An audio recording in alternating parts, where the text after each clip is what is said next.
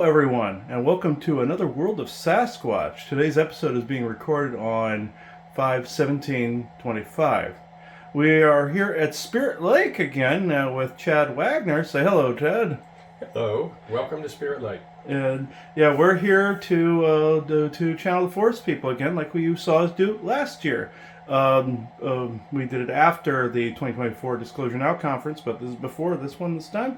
We're out here doing our thing again with the forest people. So before I go into any details, I now open this circle to true benevolence with no conflicting agendas as of this moment in time. Since I'm the one in front of the camera now, Joanna's over there, I will do the law of one this time. So, the law of one. We are all one. When one is harmed, all are harmed. When one is helped, all are helped. So therefore, in the name of who I am, and I am one with all there is, I give thanks that this is done. May no malevolent entities touch this channel or any other physical or energetic part of this property. So be it, and so it is. And we give thanks that this is done. So be it, and so it is. So, this is going to be very, very interesting. It's going to be the same caliber as last time. Managed to make a piece of Segron here. He's the head Squatch for this area, and one of his grandsons right here. And he wanted an edifice all his own here. So he's not the one that's going to speak this time. I know we're going to do more than one of these here. We're probably going to do a few. So I can only surmise. So a lot of synchronicities, Sasquatch synchronicities, and we have a lot of spirit contacts. You've heard us on the lifting, or even some of the benevolent celebrities like Freddie Mercury and Michael Jackson have laid synchronicities for us today as well. So with that said, there is a new guy that has come to us. I say new, but he's more than likely been here the whole time. We just weren't introduced to him. He's a forest person by the name of Rashum, and in private session, me and Richie McGreevy actually ran into Rashum. So from here, along with Sagron and everybody, they were basically notifying us that everything was okay. We came out of contact with the forest people for a little while because of some galactic nonsense that was taking place at the time, and cabal nonsense that was taking place at the time. Every now and again, every quarter, the bad guys try something stupid, and then in a matter of about a couple weeks to 3 weeks, it's dealt with. So this they can probably go into more detail. Rashum, if I could describe him a little bit, he's grayish color, grayish black, like salt and pepper color.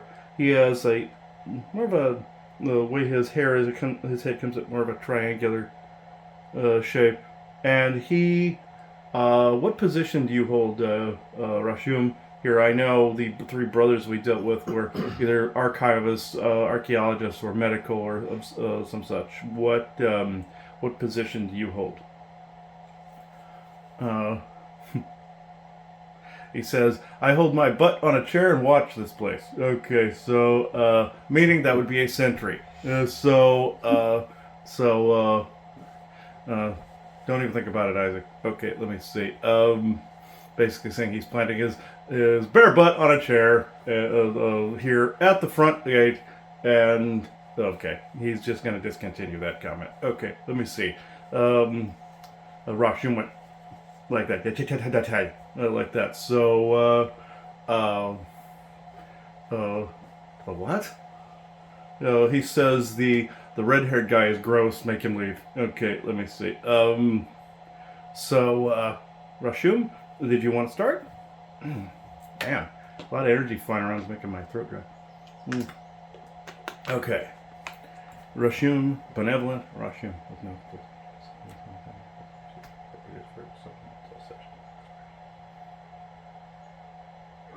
He likes the World of Sasquatch shirt that I'm wearing. And he's like, yes, this is the World of Sasquatch. Okay. He's a bit of a card too. So with a humor the same as Carrot Top, meaning Isaac. Okay, let's see. All right. Rashum, I do the channel through this if you would, please. Through my foot? Okay. That would be difficult. Okay.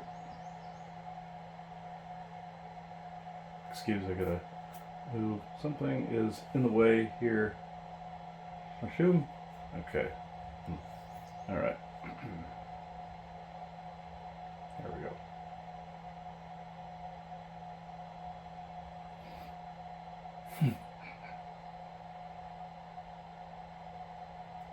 Greetings, everybody. I am a Rashum.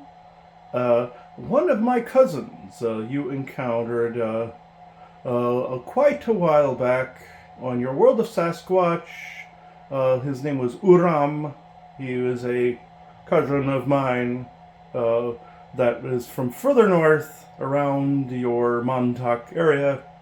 He was on your World of Sasquatch when your friends Brian and Mike were on that time. Displayed his big red eye in the video for everybody. Was slightly impressive but unimpressive at the same time. I do appear in photographs sometimes, but I'm usually the one spooking people away from this property.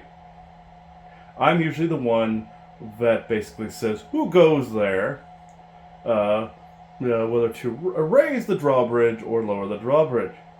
They put me in charge of security because I do not suffer fools. So, with that said, I will go into more of a dissertation. The role I play here is essentially security. Others have other tasks. Like Leon was looking over some of his medical issues, and yours as well, in his area, and the others were just stood back and watched and pointed. So, with that said, there's some interesting things that have popped up recently, and I will go into as much detail as I am able.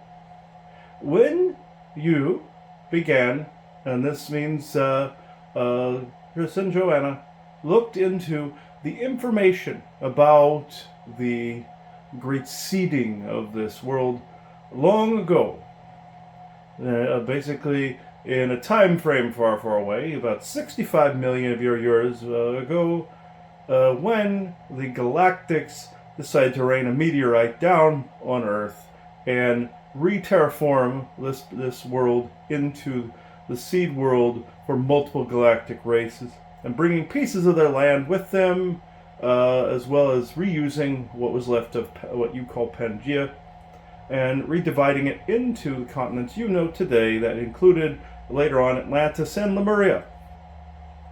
And I wish to point out that I'm not that old. I am actually only 400 years old, give or take. I quit paying attention after that time. So, that said, roughly I heard the history of, say, Atlantis and Lemuria. You, Joanna, and Christopher did a Q&A yesterday on the lifting that also stated of a group of people that someone you know asked a question about called the Melungian people. They are a byproduct, or I should say a product, not a byproduct. That's rude. That's like saying the dogmen are a byproduct of the Antiquan people out of bits and pieces they found in their junk drawer. I won't say that, but that's what, I guess I said it. But in this, they are a mix between Atlantis and Lemuria, just kind of like your Jedi and Mandalorian would be kind of if you mix those two in a gray area, no pun intended.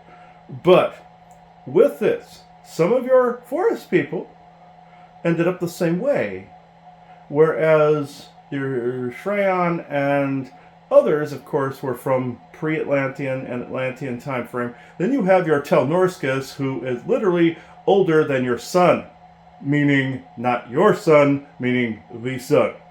Sort of. We'll just say he's older than dirt and leave it at that. Which that happens to be true. He is older than, well, no.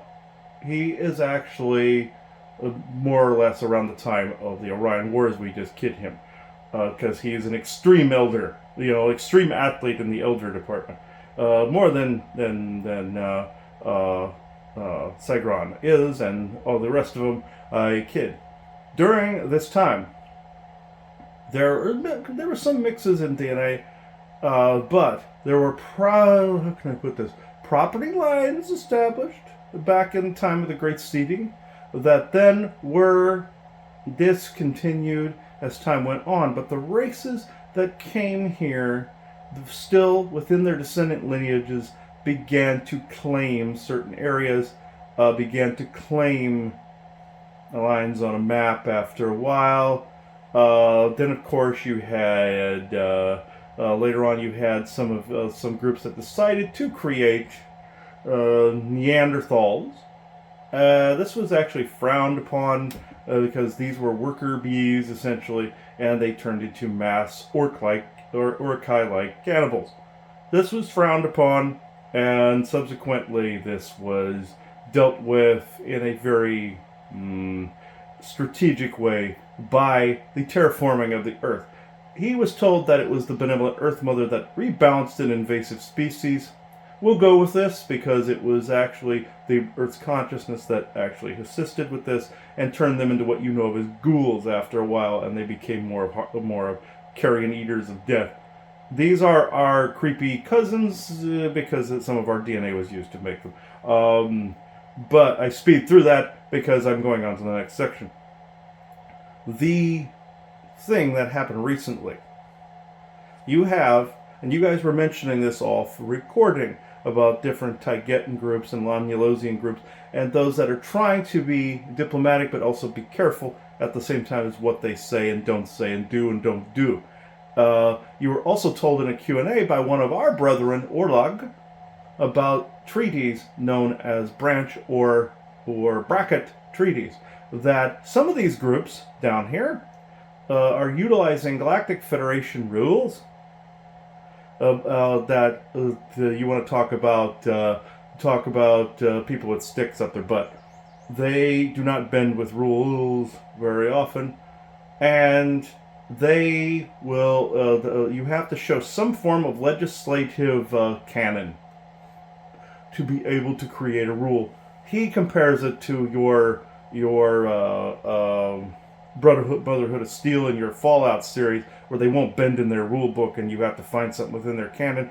Think some diplomats and politicians within the Galactic Federation, and voila, you have guys with sticks up their butts. But in this instance, I digress, because these branch treaties or bracket treaties, as he was told by Orlog, this allows a particular group to operate outside, mostly outside of the Angels Unaware rule, he calls it, where you can have a bracket as long as there's some information that would be a little bit fibbish and mostly true, and that's the yield. You are allowed to operate within this bracket. These bracket treaties, you would say, take a law and then read through it and find a point, use it, and you have to use within that section, subsection, or the totality of the amendment. Let's just say, like your U.S. Constitution is very similar, like the Bill of Rights, let's say, and all the amendments have their little subheadings saying this, and that. You take this bracket, then you apply a group set of rules. Now, if, say, one of you would try to interact with said grouping, ET or ET human mixes, I don't mean that they actually mixed, I mean that they're actually working together. Mixing them together would be kind of gross. But, well, depends on who you ask. But this, depending. Yes, Isaac. But, within this, I will refrain from giving him fodder for innuendos. I will reword. Apparently I have to watch what I say. Around him, we've met before. He's been here multiple times, harassing you a couple times and a couple of other people. But anyway, this group, if you were to interact, they would have to read you into that little bracket in order to, or branch, in order to be truthful with you, but there's certain things that would be lost in the process. You wouldn't be able to communicate with others in the same way. You would have to use some kind of inferences. I find it stupid. But, and so does Isaac and a plethora of others, find it dumb.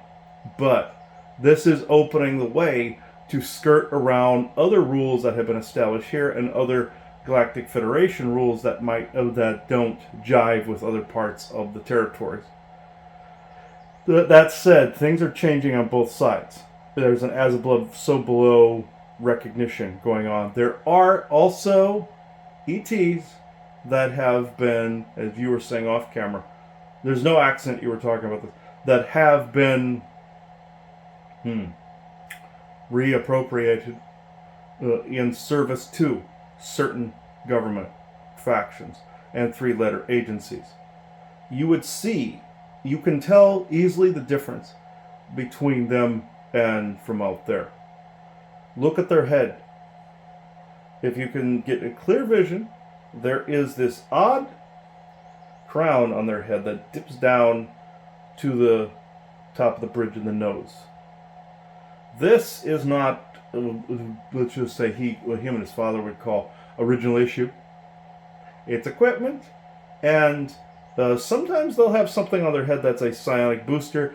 That was invented Galactic. They make themselves look like a unicorn. They don't need to do this, but they can just have a little thing here. There are certain groups that, I'm not saying that they don't have some form of ambition somewhere, but some of them weren't quite that ugly, and then some of the other, how can I put this? Some of the other groups that they belong to then come down to try to quell that member, and they get fodder from whomever is yelling at them. This causes misunderstandings.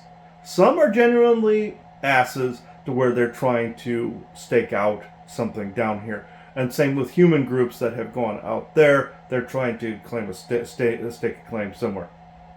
There's fault on all sides, but there's also kindness on all sides.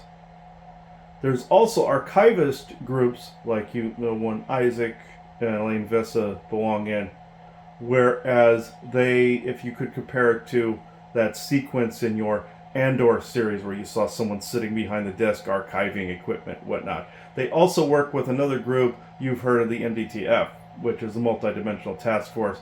Therefore, they work with the Void, they work with other timelines, etc., etc., etc. The Void is getting sick of temporal warring, also taking people from other timelines, displacing them, using them as servants, scaring the crap out of everybody, and then they don't make a way to put them back. So therefore, they are reappropriated, wrong choice of words, they are relocated and put on a number of different worlds, either in the Pleiades or out in Galactic Federation territory, to where they can start a new life somewhere, or until a solution is found to take them home again. Your planet you could call New Haven. It actually goes under a different name. It's your Kepler 22b, in fact, is one of these homestead type planets. That's why if you looked at it, you'd see nothing but farms. You see variations of people from other timelines, like you said, Chad, in private, about someone that was taken from the 1800s, or a group from a version of the 1800s. He ran into another group that was a version of people from the 1700s that had skewed onto their own branch timeline, and they just kept going in that fashion. They just wished to stay there. That was 100% legit from the old GIC grouping or entourage of episodes. He was curious about that. This is that type of situation where they've gone into other timelines. Yes, you have the Interverse, worlds within worlds, the nesting doll, you have Lanulos, and the rest of them are within there, but they also have apertures that are open with a planetoid on the other end of said aperture in Galactic Federation territory.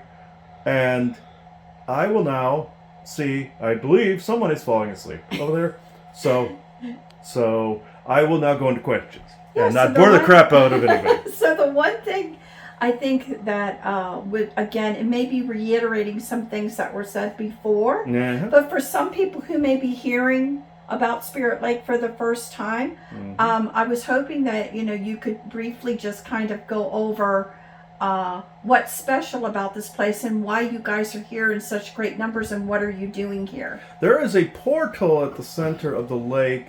You would say a vortex, a portal at the center of the lake that splits dimensions. It's basically like the story of the giant that could stand on one landmass and the other, and that's how this boy was able to beat the giant. He was able to stand on a piece of his own homeland and on a piece of the giant's homeland. He kept beating him back and forth like that.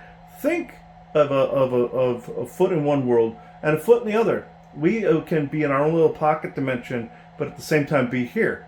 You have a portal that is in a mirror. You say like your Doctor Strange, the mirror dimension. Then on top you have the vortex that sends it upward, gets it to spin on the water surface, and when the water freezes, you see a geometric shape of it from both the edge on the vent horizon of the mirror dimension type and your physical, even though that's a physical realm, your Midgard reality. Here. You are seeing the manifestation of a giant with its foot on one mountain and a foot on the other. It's that type of situation. You are literally seeing the foot in two worlds. A big foot, let's just say. So, I know it's a bad pun, guys. But in any rate, this is what Spirit Lake is. It is a PowerPoint. Adding the water to this accentuated the PowerPoint. We had him put some Sedona dirt, Valley of Fire, and Red Rock Canyon dirt out there, along with a few of the Shungite nuggets there in the lake and around to add elements of yet another PowerPoint, which is your Valley of Fire in Nevada. The big aperture, the eye staring at people going by. Creepy, if you ask me, but it is the same type of anomaly that is on this property, but via the water. The water recharged an ancient doorway that is there. Some people would form stone doorways around these, branch doorways like of trees, venerated in some way, or just leave it be and some poor schmuck time slips into it and falls through the other end. Very much like in your Pirates of the Caribbean, where they flip from one dimensional state by the water to the other via the ship, and seeing the green flare, that whole bit in the movie. It's the same type of effect. Here and then here. Or here and then here. Depending on your perspective. We have used this to our advantage to help guard this property. It is a node in that way of knowledge and information.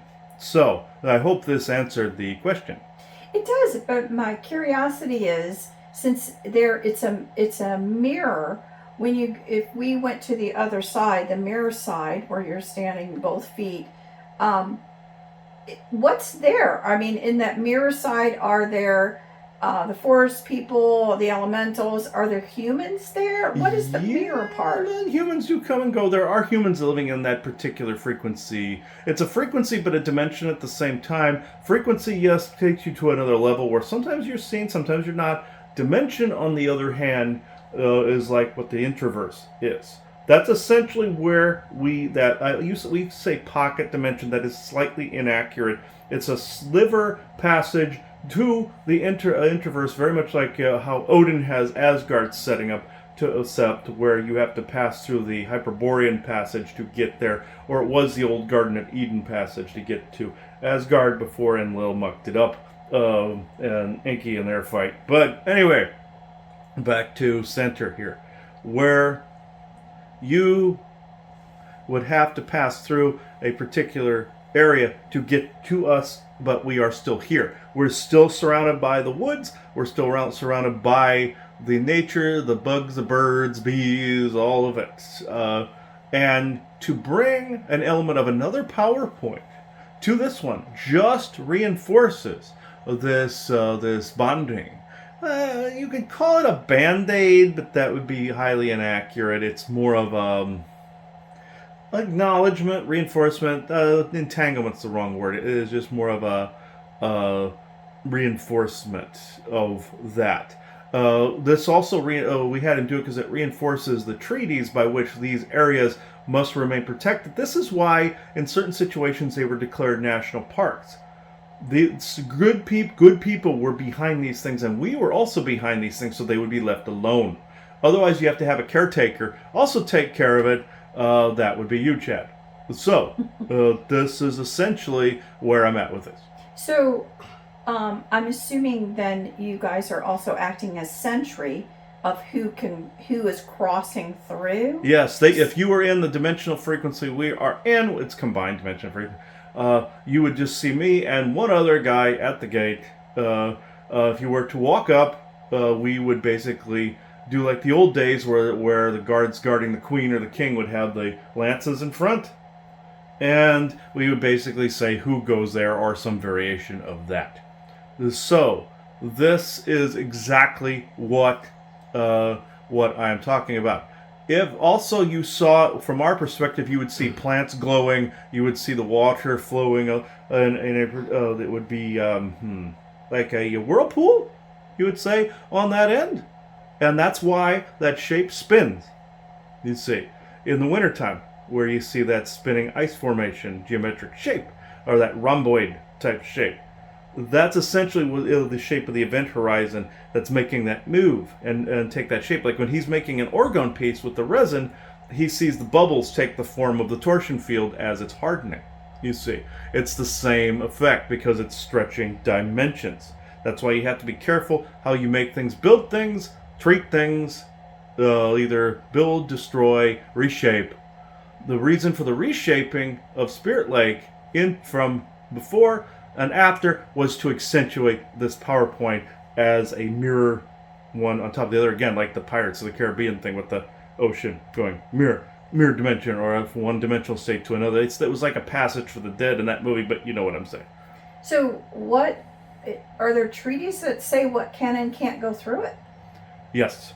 You would say branch treaties and bracket treaties, but there also are very direct ones that say that certain people that are not of a conducive, you would say frequency, but also attitude towards nature, attitude towards honoring the space.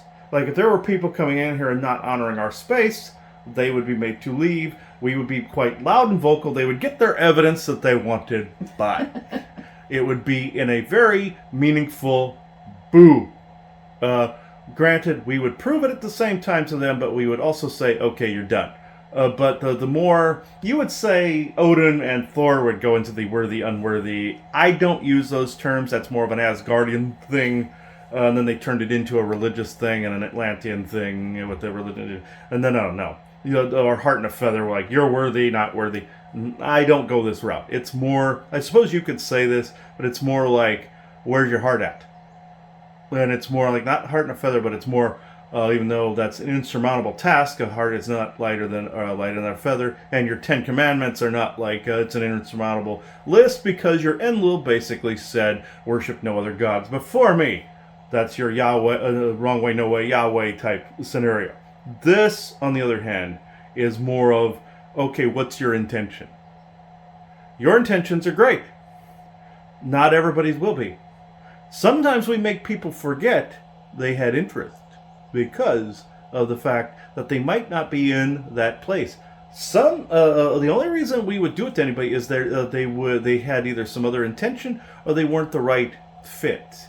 It's not a have and have not. It's just more of a, Odin would say, tighter circle, deeper roots, where you build out from there and build something of meaning.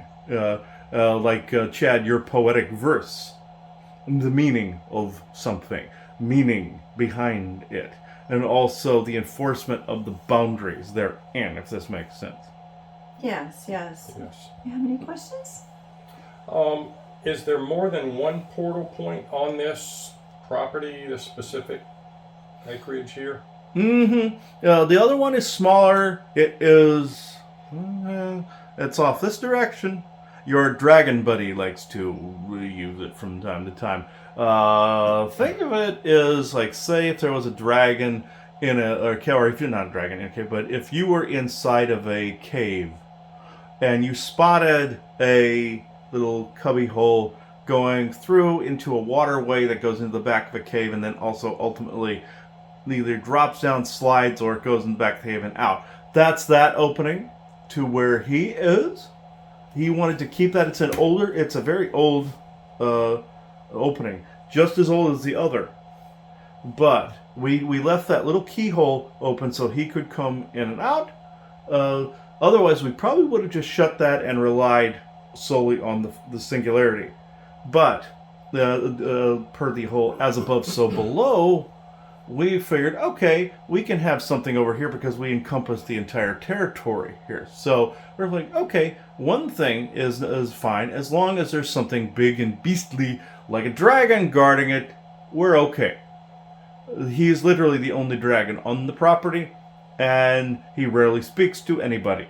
So, but he changes his name sometimes too, which is kind of annoying, but it's whatever he happens to be in the mood for. I'm John, I'm Jim, I'm Randy, I'm Bill. Pick a name. But with his real name is too hard to pronounce. I say real name, but it's apostrophed, hyphenated, slashed, almost like a website address. Oh, so, and he just gave me the finger. Okay, yeah. But anyway, but with the portal, yeah, there's more than one. It's a small one. You would call it a key. We'll just call it a keyhole. And no, Isaac, it is not a glory hole. Thank you. But with this one, this is the main one out here, and then there's a little fragmentary, and it's literally like a shard of glass that it's like a little fragmentary. So that is the best, like your mirror dimension would be again in Doctor Strange. It's kind of like this flip, but it is the keyhole to where he is. He's aligned it from the frequency dimensional space. He's in where we are, but it's a further off point from us to where he can kind of slither, no pun intended, into the space. So if that makes sense. Yes. Also, how about the labyrinth on the far side of Spirit Lake that people have created there with sandstone? Mm-hmm. What is that? The labyrinth, that would be, how can I describe? Think of a maze, kind of like your Chartres maze, or a meditation path that your Tibetans would create, or there's a portal, there too. It's linked more to this one. That is, yes, and the last time when you put the crumb nails in place and the pyramids and all that, thank you. This made it so there is a portal. I suppose it's similar to this other one, but that is more of a communication point where you would walk through, and it would be more of a communication point. Not necessarily a passage where they came through. They last time said it was a portal. But to be more accurate, it's more of a communication point where you can speak via that space. That's why they wanted the pyramids, the Tower Buster pyramids and such, placed on there, and those crumb nails placed there, to where it wouldn't become a passage point. That it's just more of a like a megaphone kind of thing. And it walled that off to where it's like almost like a mandala or such that you walk through. This made it possible. Most of those big mesas have portals at the center of them, and they are in a different dimensional state like this. But this links to the big one, this other one links to this one, and that one I suppose is a third one, to be more accurate, but it's not one where they can come and go from. It's more speak, if that makes sense. Well, that's interesting, because that labyrinth was set up in the shape of the symbol for Spirit Lake, which is a inverted and regular question mark intertwined, which says the answer is in the question, and so what you just said makes sense. That would be a communication portal instead of a transport portal. Mm-hmm. It could be easily turned into one, but yes, the answer is in the question. That's actually perfect for us communicating through that. If people would say meditate on that spot, they would get basically questions that are answers. We aren't annoying like that usually by just basically answering everything with a question. That's not what I'm saying. It is more or less you're getting the answer to your own question within the form of a greater question, and therefore communication point. He would call it a communication arc, but that's too over biblically dramatic. It's more of it's just a communication node or point. Okay, that makes sense. Thank you. Mm-hmm. Yeah. Any other questions? Can you think of anything else for the property?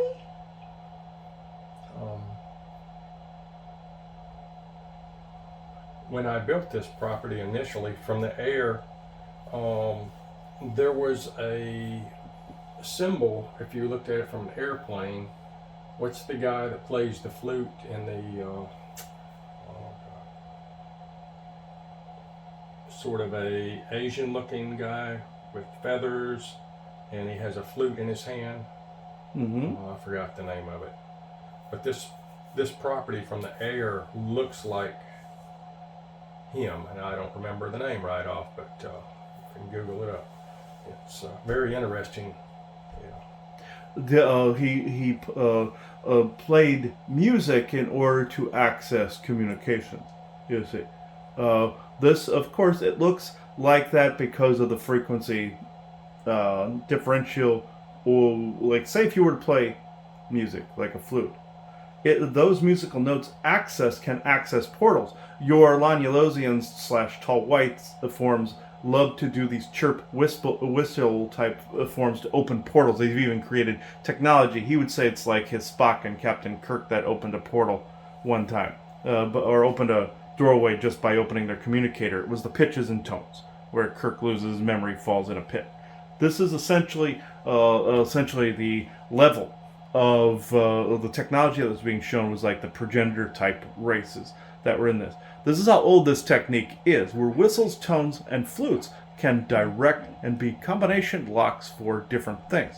This is why this looks like him, because you are essentially seeing an avatar of a person who existed in those times. Whereas creator races, basically, I shouldn't say walk the earth, but they were more of a creator council way back, or your Babylon 5 would call them the ancient one, or like the old ones, or things of that people in that nature. So it's interesting you said that with the creators and the different people involved, because he did finally remember the name, and it was Kokopelli. Yep. Yes, Which I think is a Native American symbol, actually, or spirit. Kokopelli, yes. But I think representative of something much older, which would have been one of these older folks, it sounds like. Yes, it was. There's a bit of propaganda about Kokopelli right now, where they tried to show him as like a skin trader, basically a reptilian, feathered reptilian. This is actually false, because it's like showing skins on his back and stuff like that. No. Even though there were people like that later on in time, there were these creepy trader galactics that would trade in skins and people and abduct people and such, that had kind of this weird feathery, hairy appearance. They're mixing the stories up with that person.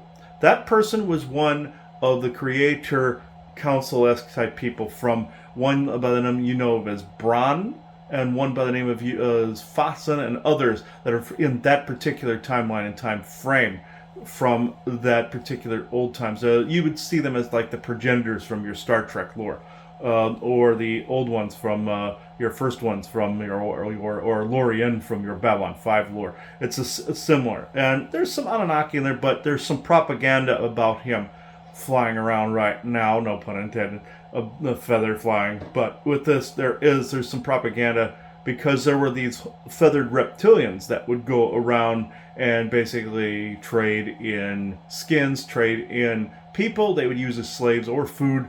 This is a draconian bit of propaganda, because they were basically projecting about themselves, like these feathered serpents. And they set up dragons too, like your Quetzalcoatl was considered to be a feathered serpent.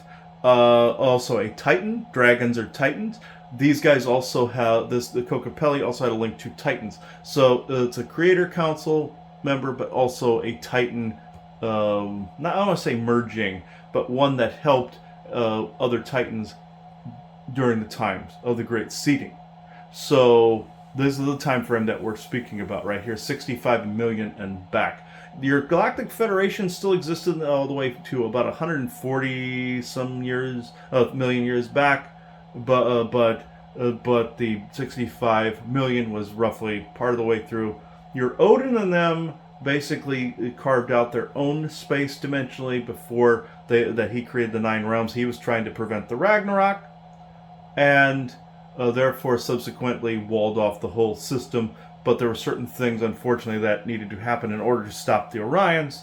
And unfortunately, Odin and them got controlled at that time, but it is becoming undone right now. Knowing that full well, kind of like your concept called the cheese, where you are doing something and some other agency can come in and arrest whoever is doing the thing to you. It was essentially a big scale version of that, if this makes sense. But the back to Kokopelli, that is both a Titan form and Creator Council form from the other dimensional space, Odin and other beings, and even beings further back that created different aspects of genetic life in this universe. And also, after nature was formed, they came from like more of a celestial or spirit form and were created in the longer, lankier flesh forms. Then you had also around the same time you had Titan forms that were spirit, then blobus, then blood, bone, and hair, all of it, and formed also nature forms here on Earth before the times of the seeding, then aided in the seeding. In between those times, that Kokopelli figure with the flute was using musical notes to actually activate the terraforming technology that you actually see within your basalt pillars. They are old technology that has been claimed by nature. So that also means a flute also means sound tech. This was sound, and also there was another form of technology you would call like a Garden of Eden tech. They showed that in your Halo games, and also Halo Infinite, where they showed the basalt pillars. Your first Descendant game also had the basalt pillars associated with seeding as well. They are trying to tell you through those video game disclosures that the basalt pillars are technology.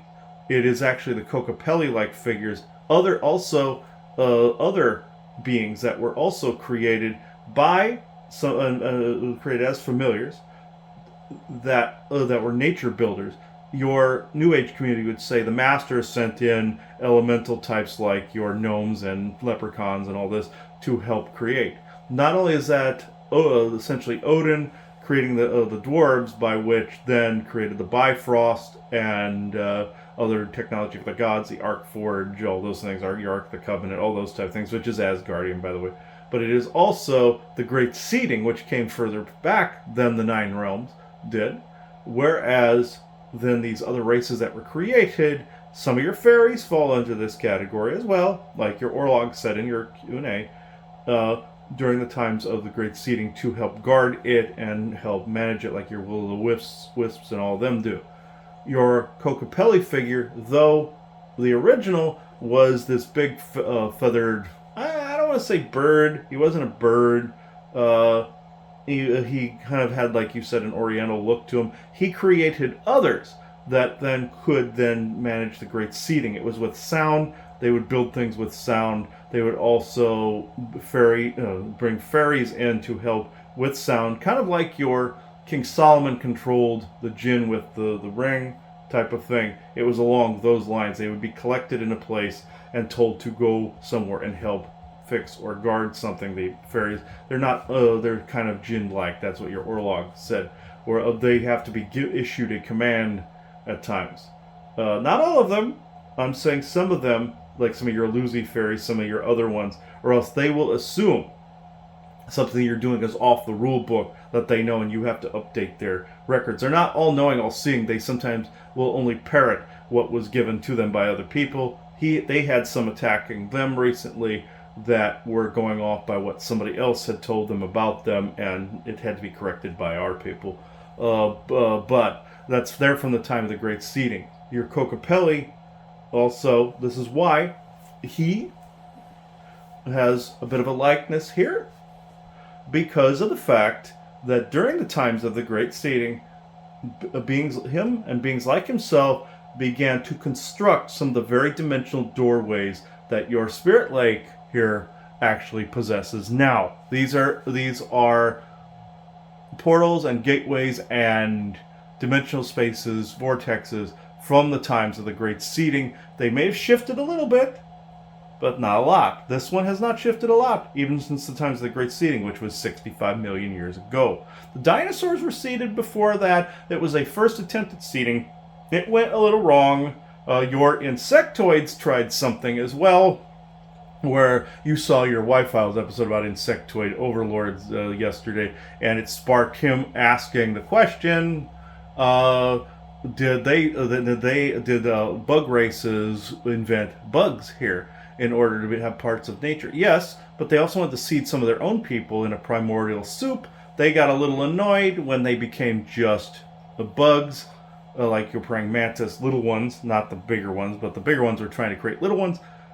Over time, they tried to nurture this. Your dogmen also, at one point during the times of the Orion Wars, your Antiqua tried to recreate themselves here and noticed that some of them started to get muscular, beefy, like your Incredible Hulk, because of the energy that had been so pumped into the system, like not just by like Odin with might, with creating the 9 realms, but it was naturally that way. It started to beef up after the Great Seeding. So they noticed that even people's frames started to be different. That's where you get the big werewolf dogmen look, the muscular look.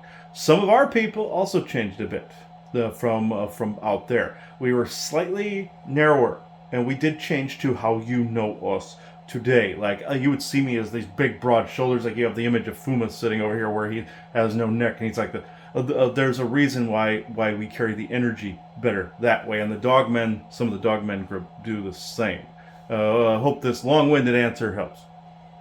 Yeah, I just think it shows that, let's just say, people, especially if they have had multiple lives here, some of their memories and some of the things that they're, bringing in or whatever are actually from some of these things are from a very long time ago. I think it's hard for people to realize. It's so long ago that things have been forgotten, and people can't comprehend even 12,000 years, let alone 65 million or more. Right. Right. Do you feel that there is a giant buried crystal in the bottom of Spirit Lake where the portal is, like way down deep, that could be associated with an ancient pyramid top or anything like that, or not? Yes and no. There is a crystal there, but it is also dimensional in nature. If you were to look down in there, you would find even artifacts that went back thousands of years. You would find a crystal. You would even find a bit of a pyramid top. But the bulk of it is in the other dimensional state. You were picking up correctly, though. And these were added in the time of the Great Seeding as well, and others subsequently added layers on top of. You would find multiple things there.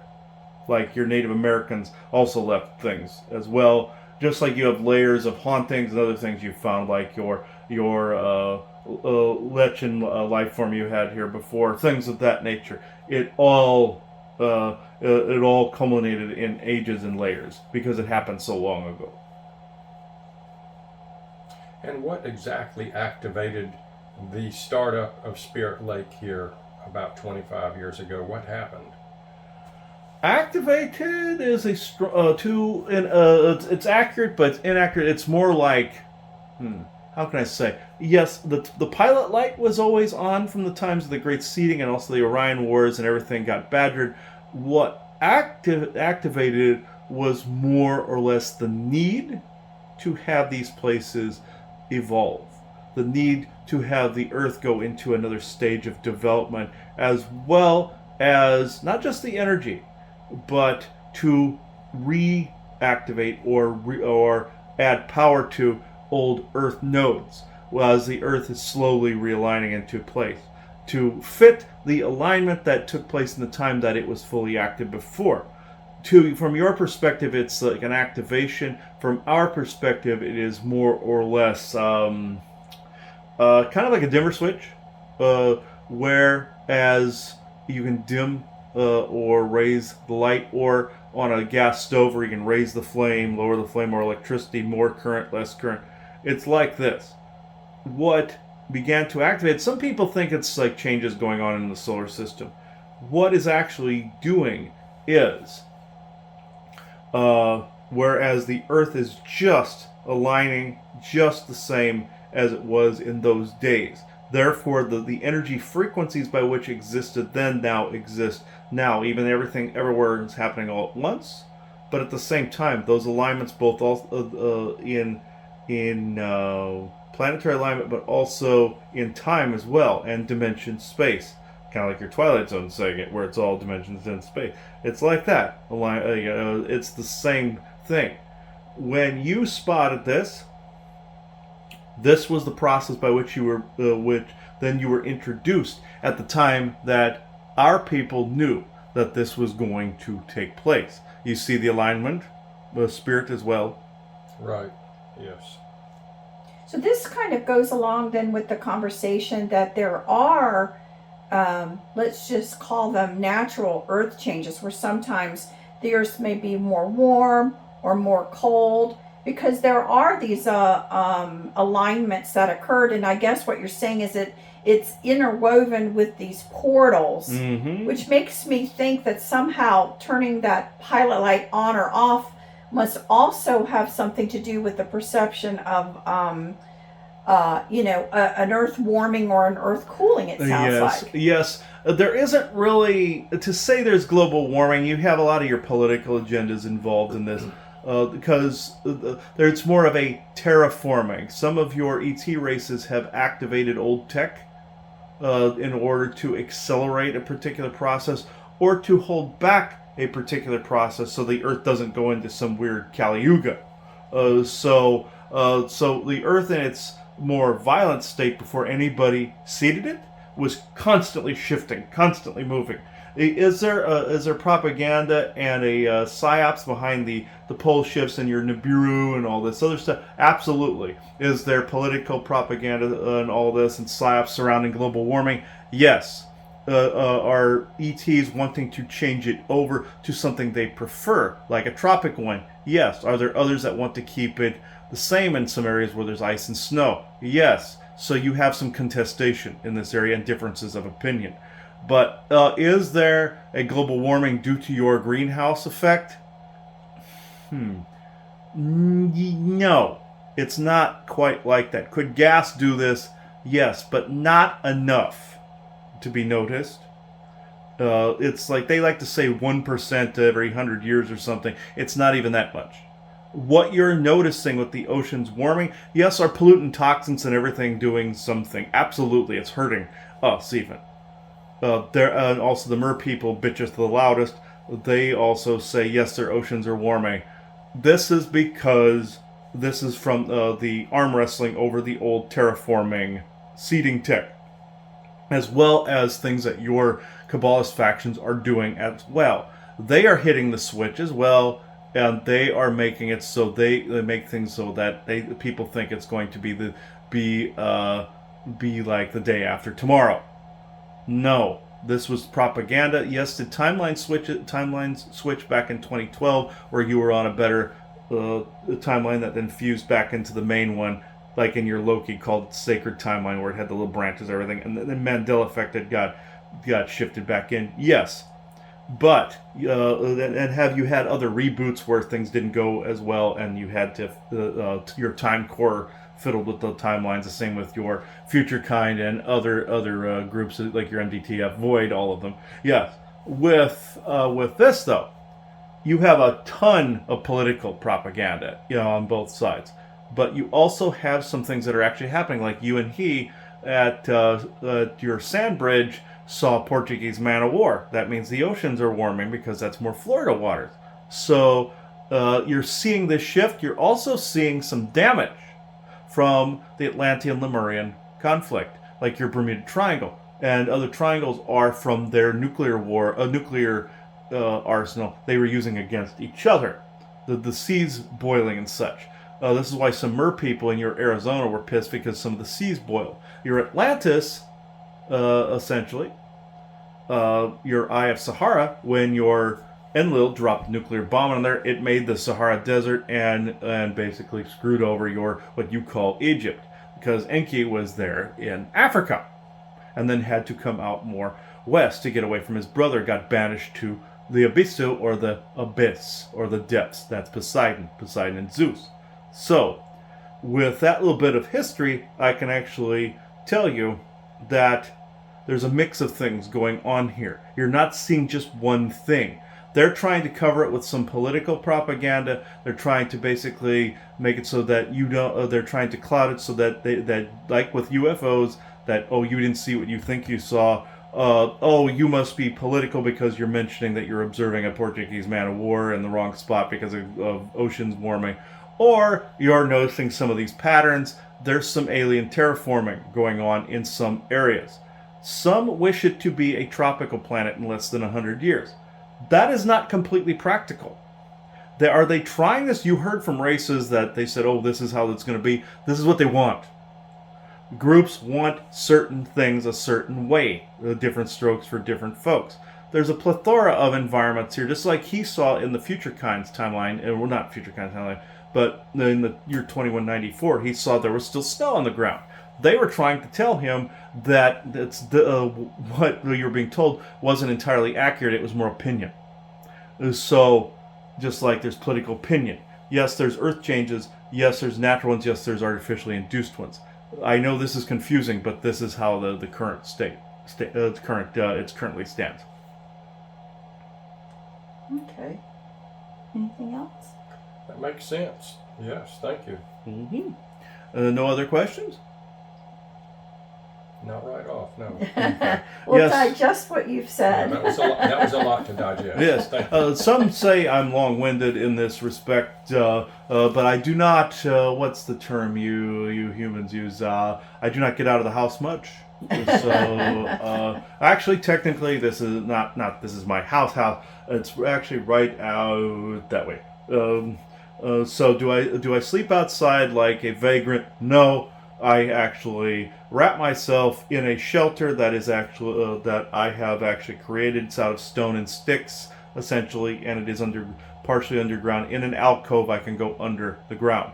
Very much like he compares it to these aliens called Terrans in Earth 2, where they would just drop through into the underground with using a staff, like technology type of thing. That was actually more of a true depiction of us and some other elemental species, where they were these natives on another Earth-like planet the humans migrate to after screwing up the Earth, kind of thing. So, defunct series, but that was accurate. And they were even locked in stone half the time and all that. They used crystals to communicate. And that's exactly how it is, little crystal formations. So, I will end my long-windedness. My friends will more likely want to speak at least one or two more times on other things. But we like the fact that you are all here this time, and I will now detach because I'm being told that I must do so with your watch symbol here. So, okay, I will do so. Thank you. Oh. All right, it's a little blue in here. I'm seeing shades of blue in here. That usually means you've hit between the alpha and theta bandwidth, but between sleep and being awake. So I hit pretty close to the sleep button earlier. Didn't he ask me a question and I was asleep? Is that what happened? No. Well, we'll say this off the air. We'll close this off. Yeah, because I believe he was haranguing you because you were snoring. So I'll just say that. But he goes, tough room. He was saying, it must be a tough room. Okay, but I was up till 3 this morning driving. So yes. So he's laughing at that. They're all kind of laughing, going, "We're fine. You're cool, man. You're cool." So yeah. Everybody watching this, I hope you are actually enjoying this. We're gonna try to get a couple more parts while we're out here. Maybe even be outside later on filming things. But does anybody have anything to add before I close the show out? I hope everyone enjoyed it, of course. that was good. Thank you. All right. So thank you, everybody. I now close this circle within true benevolence and no conflicting agendas as of this moment in time. So thank you, everybody. This will be on both YouTube and Rumble. So thank you. Bye-bye, everybody.